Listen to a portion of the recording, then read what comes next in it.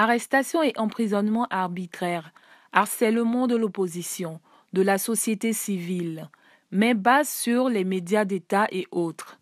Amnesty International a dressé un sévère bilan des atteintes à la liberté et des droits de l'homme en Côte d'Ivoire dans un rapport publié lundi 11 février dernier.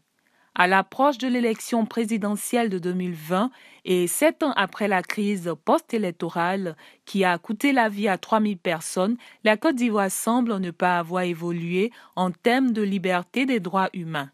Dans un document intitulé « La situation en matière de droits humains demeure fragile », Amnesty International a condamné le régime Ouattara pour usage de la loi répressive, atteinte aux droits de la liberté, force excessive, détention arbitraire de très nombreux opposants et autres. Selon l'ONG, au moins une vingtaine de journalistes et blogueurs ont été détenus ces 5 dernières années en Côte d'Ivoire, principalement ceux proches de l'opposition. Les opposants politiques sont surtout la cible d'un harcèlement judiciaire, a ajouté l'ONG citant les cas des partisans de Laurent Gbagbo et du député Alain Lobognon, proche de Soro Guillaume. Amnesty International note que les réunions pacifiques de la société civile et groupes d'opposition sont régulièrement interdites et dispersées par la police et la gendarmerie qui font usage d'une force excessive.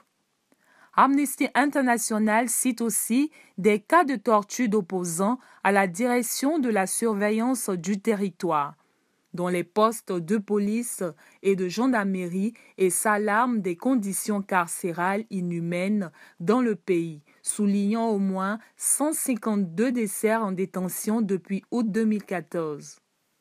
Amnesty International est aussi revenu sur le climat d'impunité dont jouissent certains proches du pouvoir ivoirien.